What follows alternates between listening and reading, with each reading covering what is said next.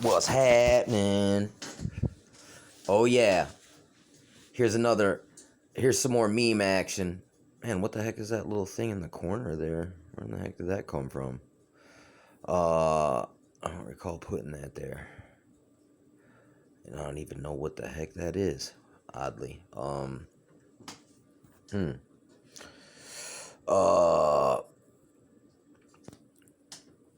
Anyway, this is an iconic scene from the movie New Jack City, where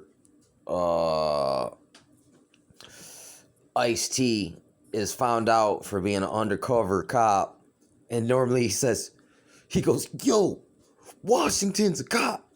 I knew I seen this sucker somewhere before." He says something like that. Anyway, it's close enough. And then just so happens, there's already a J in the middle word of this one right here, so that just fit in there as if it belonged in there. You know what I'm saying? And look, the vibe that I'm going for when I drop these is as if it belongs there, as if nothing to see here. Look, I'm doing the same thing they are, but it's kind of like, I'd imagine like you're a doorman, and look, when an obvious fake ID come through there, right? You're supposed to be able to catch it, unless you're a doorman who checks IDs. People sneak a fake ID by you, right? So it's kind of, in a way, that's kind of it's an ambush setup. So it's normal. It's really normal, like you would expect. If, trying to blend it in, but just alter it ever so slightly. You know what I'm saying? In a way, this memeing is like making fake IDs, but not really. It's just, look, like I said, that fair use, man. It's like it's legal, man, to use stuff, man. Look, I'm not using it to make any kind of money. I'm just using these things as a practice platform. So I got to work off what I know. So look, somehow I recalled inside of my head this scene, and I was looking at this other dude. Let me see if it's right here. Yep. Let me see. Here he is.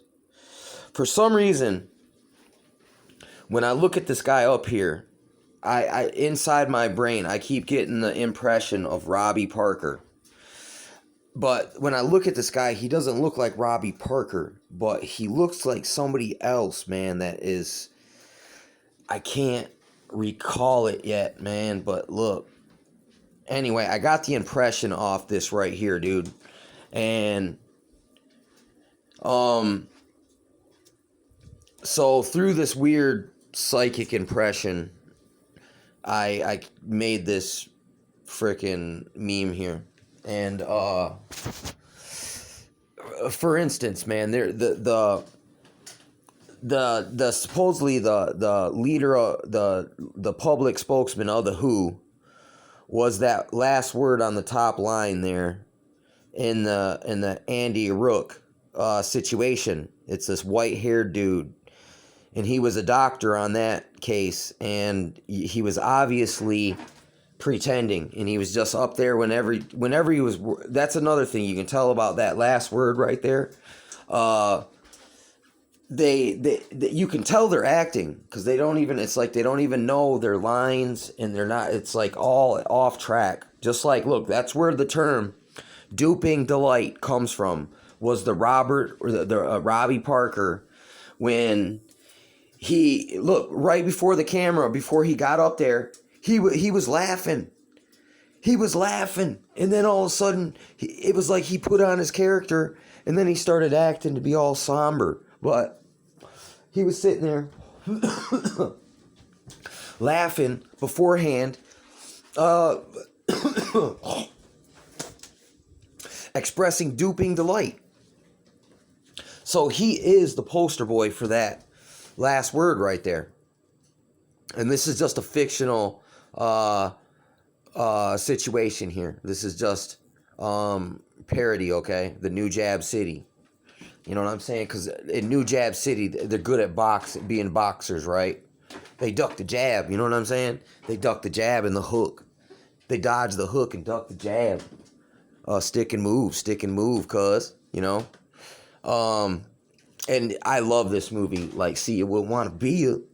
This movie was freaking great movie. Um,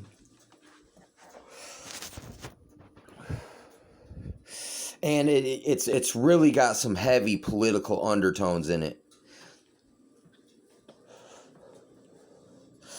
And I mean, this was like the '90s dope war, fear porn, propaganda flicks. This is the type of film that pushed I mean, but it was real though. It was a real expression of what was going on. But the thing of it is, what it don't really show in these movies necessarily. No, he does say it in this movie. He says, "We ain't got no boats. N-words don't got no planes." You know what I'm saying? That's what he says, man. At the end of it. And it was true. So in a way, they was dropping the truth in the plain sight, but at the same time, they're pushing the image. They're showing us how to be. There was the culture in that time was to be thugged out and gangsta and look and aspire to be a Scarface of sorts. And everybody had the same dream.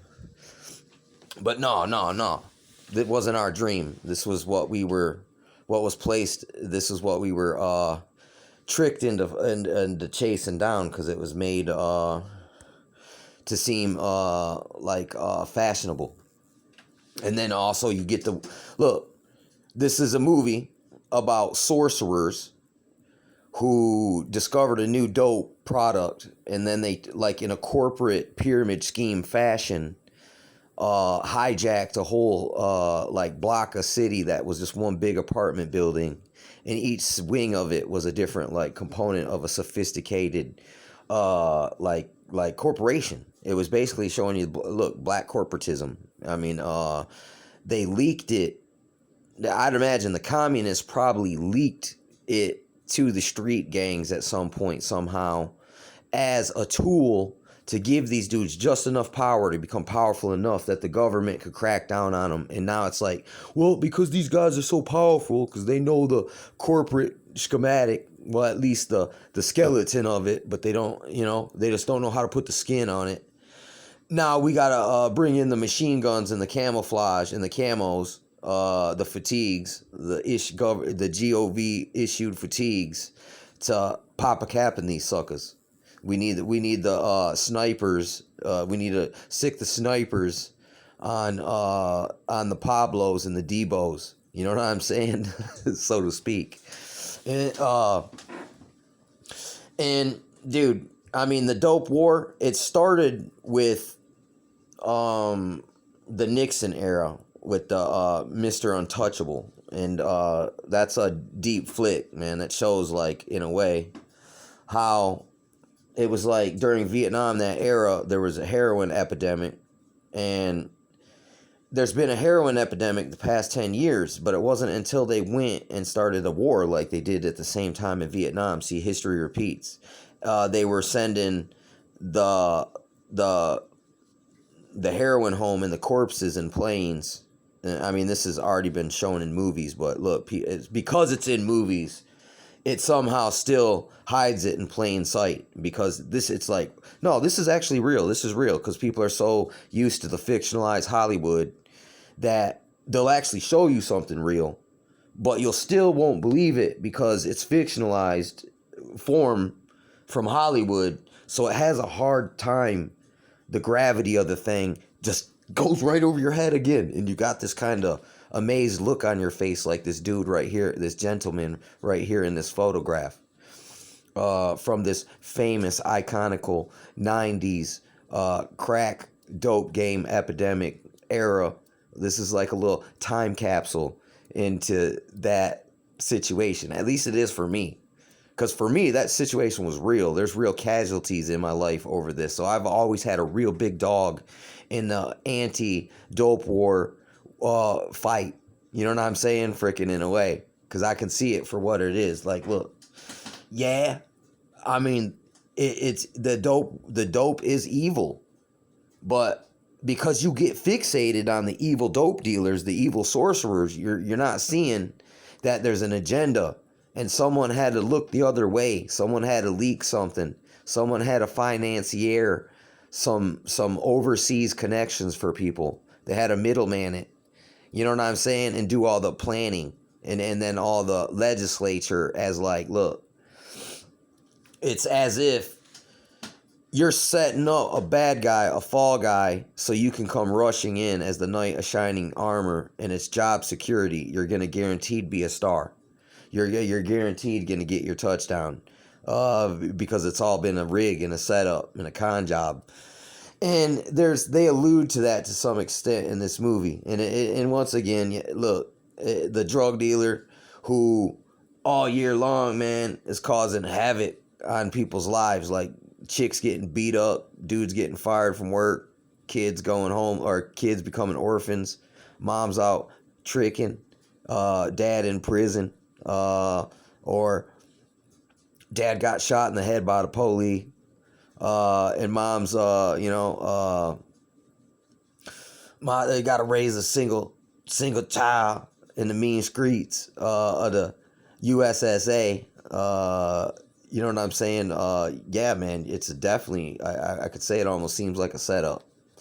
And it seems to me they was all in on it because the Saturday morning cartoons, Illuminati card deck card was about, they were going to send secret messages, and it was the fact that they were warning us about drugs. On one hand, look, we were kids, like 5 years old. I didn't know nothing about drugs, really, until I watched them Saturday morning cartoons with inside the commercials were all these promotions about different drugs that were on the streets. So in a way, under the guise of creating awareness to stop us from doing it, in a way, they're promoting us what we need to find. Once we enter that, they did the same thing in the 60s, man. There's a good documentary, CIA, Drugs as Weapons Against Us by Josh Potash, man. Great one. Definitely, this was all a weapon engineered to pull a major Willie Lynchery. Like, to really, listen, this is really to supplement the Willie Lynch and to really, like, break down the families. And that's why it would seem like the communists would leak to the streets this gang pyramid scheme because look, once you take the deal and you start to get initiated and it gets big, now they can charge you with RICO when you were just freelancer, just a criminal on the street hustler, boxer, whatever. Look, petty hustler. Look, they couldn't charge you with RICO, but now that you and 3 dudes are all wearing the same color hat, all of a sudden now they can come in, shoot the leader in the head, and look, black bag you, take you downtown, put the rubber gloves on before they fondle you, and look, and do Shin Bet Israeli-ish type interrogation techniques. You see how the same time the communists leak to the police how to do the interrogations, and they leak the strategy on the streets, how to make the gang pyramid scheme. I mean, it is evil genius, and I'm kind of chuckling about it because it is so sad that if you didn't laugh, you might cry. Like, it's a sick freaking joke. But I'm over it. You know, I've kind of made peace with it best I can. And it's still going on right now. The fight is not over. We can still get some payback yet. Payback doesn't mean no kind of violence. It just means awareness, exposure. Look, understanding, overstanding. Waking people up so they walk away from the pyramid scheme, and it loses its luster, and the illusion will dissolve. You know what I'm saying about it? And if you see that it was a setup and it was like a schematic, it was like a patsy, it was like a role. We were groomed. Everyone was groomed to be actors, different actors in this freaking role. So, and it seems now, like, listen, they're using actual actors and they're facilitating the role of that last word up there. And politicians also, see, they practiced in the beginning with these fake drills, that now, after they perfected the method of doing it, now they're just inserting the politicians in that slot when they used to use failed actors and pornography stars and stuff like that, dude. I mean, that's the same thing. Yo, Washington is a... That would be like if you seen, like, look, say you had a porn addiction, right? And all of a sudden, wait, that dude that just got smoked, man, wasn't he in Night at the Neighbors? You know what I'm saying? For instance, something like that. I made that up. That was allegorical and hypothetical and cinematical. Yeah, that last word, I made that up. I don't even know what that is, but anyway. Oh yeah. You know, it's like these emissaries of the Jabulon, they're all over everything. You know what I'm saying?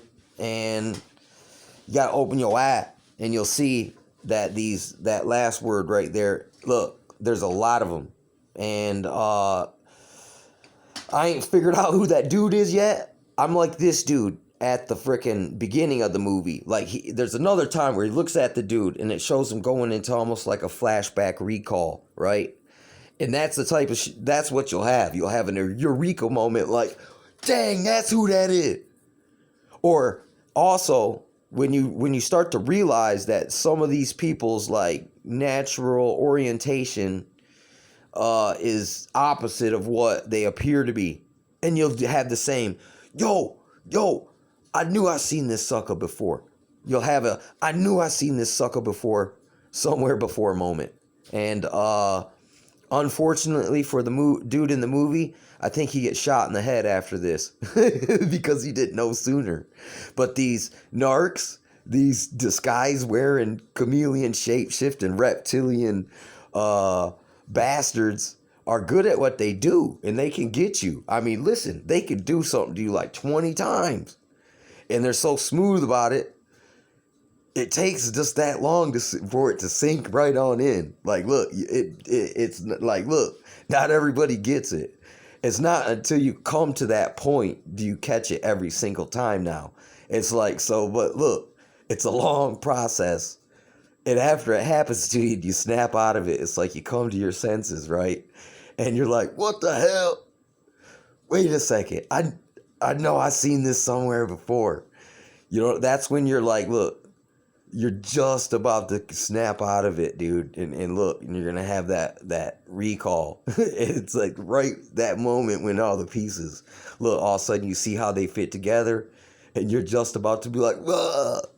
And just, it's going to be like water coming out of a fire hose.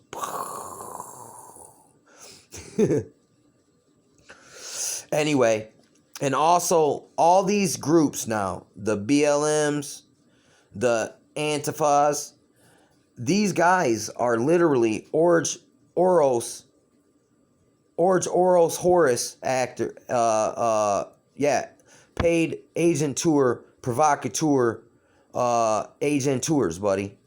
Like, you know what I'm saying? So look, those would qualify as that top right word. But there's going to become a point where that word goes into players instead of and this is also a cry wolf kind of con job. Sky is falling. And they're going to do that where they're going to keep, it's kind of, they got to keep like acting like they're going to do it and then backing off and doing it again and backing off and doing it. And it's a long process to get us so out of tempo and out of rhythm and that, look, it's like they're leading us and there's just no way to get ahead of them anymore because they done misconstrued and convoluted everything so bad with so much trickery and with such evil cunning that us regular folk who ain't necessarily dabbled in the evil, you would never think that these people were just that good at doing that, but they really are. Like, look, they're good at doing bad. And don't ever underestimate their audacity, because that's another, they get a lot, they are sagacious with audacity. That's the why they'll use the same, that top word on the first line, or that first line last word, they'll use the same guy over and over and over again, and people will be like, yo, that's him, yo, that's Washington. And look, people just won't believe us even if we tell them. And we got that look on our face, like mystified, like, damn, we got the eye of the tiger, but at the same time, this cognitive dissonance in these people, man. Even if I say this, it's kind of like when it's like you're in a cast your pearls before the swine situation, and now they're gonna shoot the messenger. It's like, look, I see it all the time. People's self-defense fear mechanism kicks on where they can't hear the truth. Where when you're trying to warn them of how to rectify a difficult situation, where instead they just start attacking you. Because you're showing your weakness, your vulnerability, that, hey, we're only human. We need to conduct ourselves right, or this could go worse, and we're going to suffer worse. This is going to be a bad situation and will turn into a terrible situation. But if we acknowledge that it's bad and we take the proper parameters, we can damage control this thing, and maybe we can get ahead of it. But people will rather, it's, in other words, they will attack you and flail you, to like the ostrich, to get its head back in the sand. And you're like, no, I'm going to lay my body down on the ground to stop you from sticking your head in the sand. And literally, they will peck their way right through your fucking chest and out your spine into the ground to go back to hiding. I mean, literally. The cognitive dissonance is strong. The parasites are strong. The self-defense ego mechanisms, strong. And it's quite a sight. It is mystical. It is spiritual to see someone, when the light, you know how the eureka light goes on moment. There's a moment where the light goes off, turns off moment, and then there's also one where the glass breaks in a dark cloud, and then the rain starts to come down, goes over that person. I mean, yeah, it is true. Like where you go from bad, and it says that in the Bible, waxing worse and worse. And that's what we're seeing. It's like, you ever heard, man, I would never stoop so low. These people, it's like a game to see who could stoop the lowest and get away with it. That is such a freaking doo-doo test. And they love this stuff, man. They love it. I'm telling you. I mean, listen, if I was evil and just didn't have a heart at all and did truth, and I would be loving this. I'd be laughing.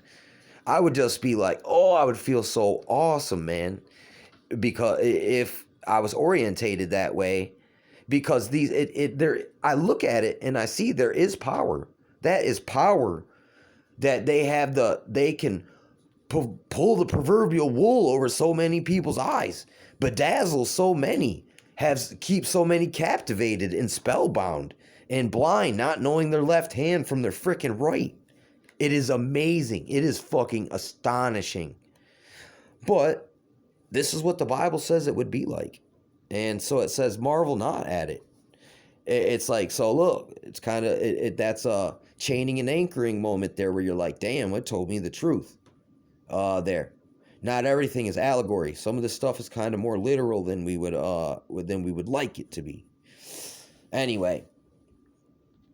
Yeah, I enjoyed this a lot. See, this is helping me reconnect with my youth. You know what I'm saying? And my roots. Making these New Jab City type memes, and that Big Brother and look, Ina. You know what I'm saying? Freaking look.